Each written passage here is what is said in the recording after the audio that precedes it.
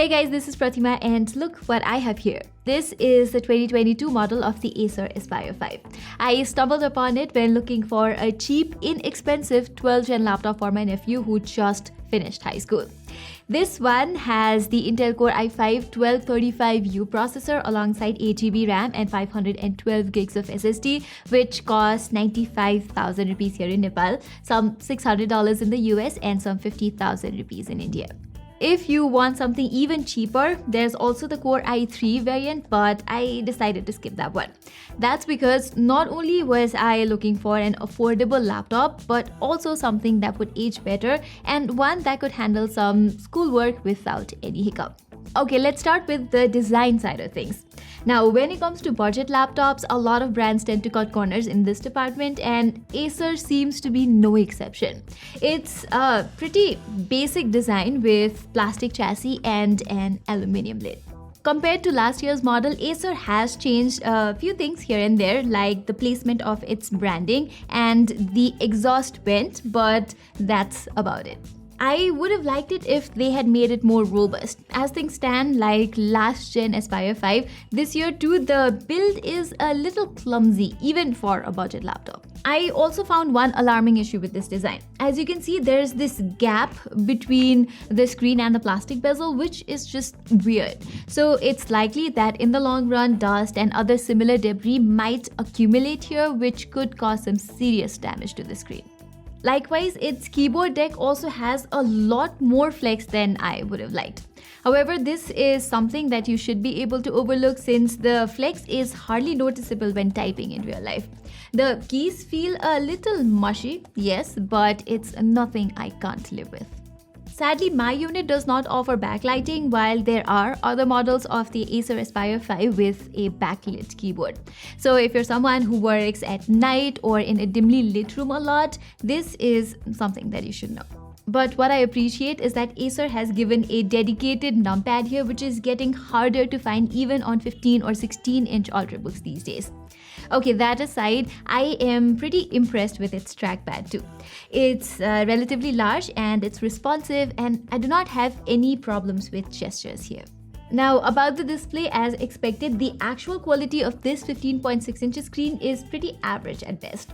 It's not the brightest or the most vibrant panel out there, but I had no trouble using it indoors for things like editing documents or streaming YouTube videos.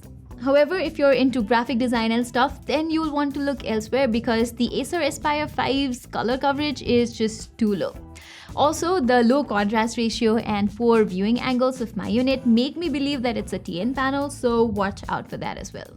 One more thing, Acer has still used a 16:9 aspect ratio here at a time when 16:10 displays are getting common even on budget laptops. I am not suggesting that this is a deal breaker or anything, but that tiny bit of extra vertical screen space makes quite a difference if you're a programmer who has to review long lines of codes or just someone who does a lot of reading. Its bezels are also pretty thick, and the one on the top houses an HD webcam whose quality is, well, fine for an entry-level laptop, I'd say, considering when you're in a well-lit room. These downward-firing speakers are also good enough for watching videos or casually listening to music, but nothing too fancy. I would have liked it even more if it got a little louder. Okay, let me now talk about the most exciting aspect of the Aspire 5 2022, which is definitely the performance. Compared to the Intel i5 11th Gen CPU on its predecessor, the new 12th Gen CPU brings significant improvements. First and foremost, it introduces a hybrid architecture with 2 performance cores and 8 efficiency cores, taking the total core count to 10. In contrast, the i5-1135G7 is just a 4-core 8-thread CPU. And as you can see from these Cinebench results, the generational performance gap is night and day, with around 22% higher single core and a massive 77% higher multi-core score on Cinebench R23. It even outshines the new M2 powered MacBook Air in the single core test. Okay, benchmarks aside, the Acer Aspire 5 is no slouch in real-life performance as well. I had no problem carrying out my regular office chores on this thing, which includes writing and editing documents alongside multiple Chrome tabs open at once. Even when adding Photoshop into the mix for some light editing, I never encountered stutters or any kinds of slowdowns. I believe this can be a good option for IT students getting into the world of programming. I was also pretty impressed with the fluidity of this laptop when running some small C# projects on Visual Studio 2022. But if you're serious about coding, I will recommend using the extra SODIMM slot to upgrade the RAM from 8 to 16 GB, since IDEs like Visual Code are known to be memory hoarders. Similarly, I am also equally impressed with its cooling system. It never really got hot in my regular usage, and I did not even hear the fan kick in until I tried playing some games. But since this is not a gaming laptop, it will heat up pretty badly if you game for a longer period of time. That being said, I was able to enjoy some lightweight games in the lowest setting and by using a laptop cooler. On CSGO, I was able to get 84 FPS on average with 36 FPS 1% low. I did notice a few stutters here and there, but that did not impact the gameplay by a lot. Same thing on Valorant, with the average and 1% low FPS hitting 92 and 56 respectively. I also played FIFA 2022 here, which ran at a consistent 60 FPS on average. But if you want an even better gaming experience in a similar price bracket, there's also the more powerful Aspire 5 Gaming with the 12th Gen Intel PCD CPU and RTX 2050 GPU. Alright, on to the battery now. This year's Aspire 5 comes with a 50 Wh cell, which lasted me around 5 hours on average. I mostly used it under the performance mode, but you can get slightly longer screen on time under the silent or normal profiles. For charging, you get a traditional 65-watt round pin charger that comes inside the box. But you can avoid the hassle of carrying it around for a more compact 65-watt power delivery charger instead, since the Aspire 5 has a Thunderbolt 4 port.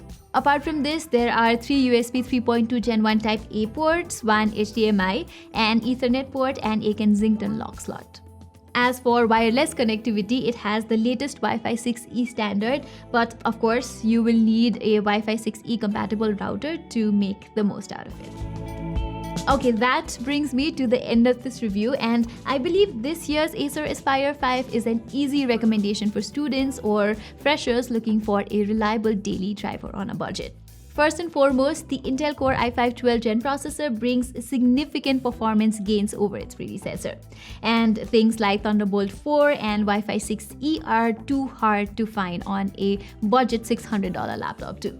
You can even upgrade the memory down the line in case your workflow gets even more intense. But that's not to say that the Aspire 5 is a perfect budget laptop. Here, the design and the build quality are pretty basic for the price, and I think Acer should have included a better display panel too.